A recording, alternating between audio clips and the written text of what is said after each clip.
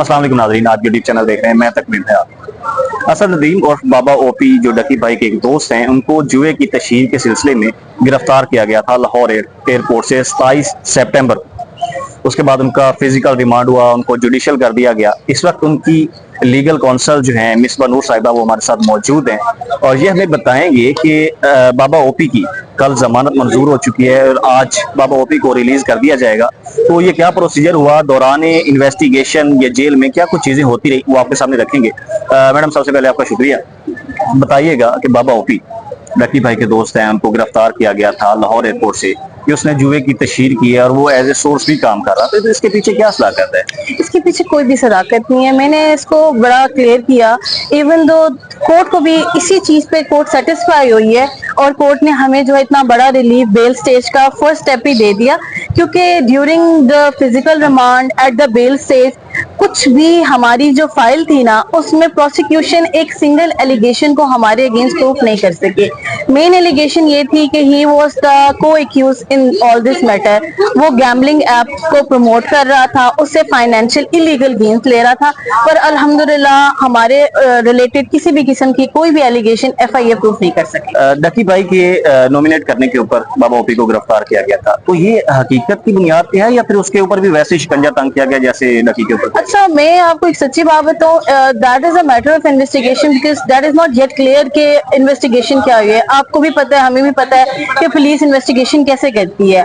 My point of view before the court was that कि क्योंकि बाबा OP and डकी भाई was very close and very good friends, तो उस basis पे जो है वो इसको नॉमिनेट किया गया। और वो डिस्क्लोजर अगर होता तो डिस्क्लोजर में हमारे पास फर्दर और भी बहुत सारी चीजें खुल कर आती।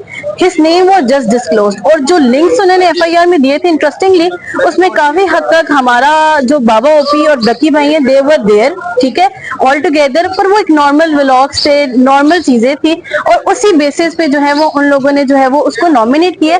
क्योंकि बाबा, आई डोंट थिंक सो कि डकी भाई ने इसको कोई नॉमिनेट किया कि he was one of the को एक्यूज, मेन स्ट्रीम में मेरे साथ ये चीजें वो प्रमोट कर रहा था। अगर इस तरह की कोई एलिगेशन होती तो वो ऑन फाइल पुट अप होती और फिर एफआईए अपनी इन्वेस्टिगेशन भी वैसे करती। 14 दिन के फिजिकल रिमांड के अंदर बाबा ओपी से क्या कुछ बरामद हुआ है? कितनी करेंसी, डॉलर, यूरोज, पाउंड वो निकल के सामने आए हैं जो एनसीसीआई ने निकाले हैं? Let me make it clear, 10 दिन का रिमांड था, ठीक हो गया, और कुछ भी रिकवर नहीं हुआ। उनके पास एक हमारा बस एक अकाउंट हाथ लगा था जिसमें मैं बार बार एक चीज देख रही थी कि 6 crore recover, and that was not 6 crore जो कि रिकवर हुआ। ये गलत खबर चलाई गई थी। बेसिकली इसका एक पाकिस्तानी अकाउंट था। उस पाकिस्तानी अकाउंट में जो उसका टर्नओवर था लास्ट 5-6 इयर्स का, वो 6 करोड़ था। उसमें नॉर्मल ट्रांजैक्शंस थी, घर की, आगे पीछे की, तो वो एक वेव क्रिएट की थी जैसे कि ये गैम्बलिंग ऐप से उसका 6 करोड़ रिकवर हुआ है। अगर 6 करोड़ रिकवर होता तो आज हमारी बेल मंजूर ना होती।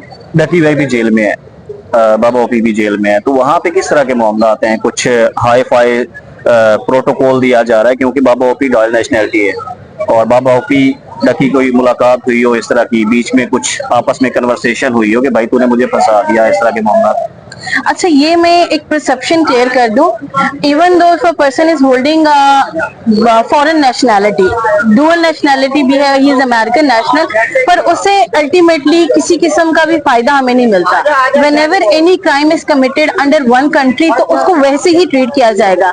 तो बाबा ओपी को ऐसे ही ट्रीट किया गया कि जैसे उसने पाकिस्तान में क्राइम कमिट किया था, तो कोई भी उसको ऐसा कोई प्रोटोकॉल नहीं दिया जा रहा, उसको भी ऐसे ही ट्रीट किया जा रहा है जैसे आम मुल्जमान को किया जाता है। जहां तक रहेगी जेल की बात, दैट इज वेरी क्लियर कि जेल के एक अपने प्रोटोकॉल्स होते हैं, वहां पे एक अपनी सिक्योरिटी होती है। दैट इज बिकॉज एक हाई प्रोफाइल केस है और वैसे एक ही इंफॉर्मेशन मेरे पास है कि उनके जो सेल्स थे वो सेपरेट थे। तो सेल्स अगर सेपरेट हैं तो इसका मतलब यह है कि उनकी कोई मुलाकात की पॉसिबिलिटी नहीं है। अभी डकी अंदर है, आप ये बताएं कि उसकी एक्सपेक्टेशंस आपको कब तक हैं कि उसकी जमानत हो जाएगी, उसको रिलीज कर दिया जाएगा? अच्छा, इसके बारे में तो I don't have any much information on that case.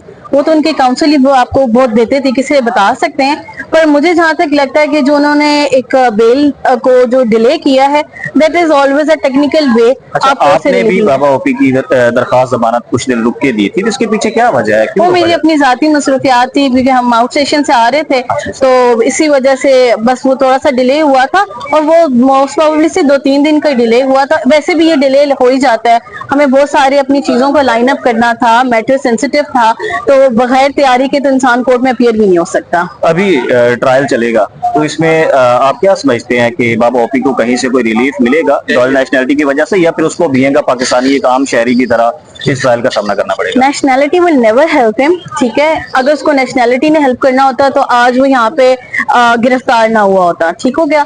तो उसको ऐसे ही ट्रीट किया जाएगा जैसे एक आम बंदे को किया जाता है, एक आम मुल्जिम को किया जाता है, बिकॉज उसको पाकिस्तानी शहरी के तौर पर नहीं ट्रीट किया जाएगा, एक मुल्जिम के तौर पे। और ये मैं आपको बात कह दूं कि अल्हम्दुलिल्लाह अल्हम्दुलिल्लाह, जैसे हम पहले रिमांड और बेल में इनोसेंट साबित हुए हैं, हम ट्रायल को भी फेस करेंगे और इंशाल्लाह वहां पे भी हमारी जीत होगी। कल बाबा ओपी की दरखास्त जमानत मंजूर हो चुकी है, जमानत मंजूर हो चुकी है, आज आपने उनके श्योरिटी बॉन्ड वगैरह जमा करवाने हैं, तो ये फाइनली बता दें कि बाबा ओपी कब अपनी ऑडियंस के दरमियान में होंगे? That is his personal choice whenever he want to get interacted with his people। तो क्योंकि एक ट्रॉमा से इंसान गुजर के आता है, जेल से आज बाहर आ जाएंगे इंशाल्लाह आज आ जाएंगे। He was very traumatized because he came to Pakistan, he was coming from Sharjah, और एकदम से उसको यहाँ पे गिरफ्तार कर लिया, तो he was very traumatized। तो इंशाल्लाह थोड़ा टाइम लेंगे और फिर अपनी ऑडियंस को अपडेट करेंगे। लास्ट में पाकिस्तान की नौजवान नस्ल को क्या पैगाम देंगे आपके, ये जो एक सिलसिला एनसीसीआई ने शुरू किया हुआ है, लोगों को गिरफ्तार करना, जुए की प्रमोशन, तो इस हवाले से नौजवान नस्ल क्या इकदाम करे कि कोर्ट कचहरियों के चक्रों से बच जाए? अच्छा, इसके बारे में being a lawyer and being the citizen of Pakistan, I am very much clear about this thing कि जो चीजें गलत हैं उस गलत को गलत कहना चाहिए, जो सही है उसको सही कहना चाहिए। आजकल सोशल मीडिया का दौर है, एडवांस दौर है, इंसान को हमेशा तहकीक करनी चाहिए। अगर कोई बंदा कोई चीज को प्रमोट कर रहा है तो यू हैव योर फोन, आप उस चीज को उसके बैकएंड पे जाएं, हर चीज आजकल अवेलेबल है। तो इस तरीके से कोई भी बंदा आपका आइडल जो है वो कोई चीज प्रमोट कर रहा है, तो एक अंधाधुंध तबलीग करके उसके पीछे जाने की जरूरत नहीं है, अपनी तहकीक करें। एक बाशऊर, एक पढ़े लिखे शहरी की जिम्मेदारी होती है कि वो इस तरह का काम ना करे, फिर क्योंकि ultimately the consequences have to be faced by the individual citizen ना। तो इस वजह से इन चीजों से बचने के लिए मैं कहती हूँ कि बेहतर है कि आप अपनी तहकीक करें और फिर इन ऐसी चीजों पे जाएं। पर मैं ये कहती हूँ कि इन चीजों को अवॉइड करना चाहिए। दीज आर ऑलवेज अ शॉर्टकम्स, और शॉर्टकट्स को हमेशा अवॉइड करना चाहिए, मेहनत को तरजीह देनी चाहिए। जी, बहुत शुक्रिया मैडम। जी, तो नाज़रीन इकराम, जिस तरह से आपने देखा बाबा ओपी की जो वकील हैं मिसबा नूर साहिबा, वो हमें बता रही थी, और ये आज एक अच्छी खबर होगी बाबा ओपी की ऑडियंस के लिए कि बाबा ओपी आज जेल से रिलीज हो जाएंगे, उनकी जमानत मंजूर हो चुकी है, श्योरिटी बॉन्ड्स भी जमा हो चुके हैं, और उसके बाद ट्रायल चलेगा और उसमें मामला होंगे, लेकिन अच्छे की उम्मीद की जा सकती है। आज तक के लिए इतना ही, अपना ख्याल रखिए, अल्लाह हाफ़िज़।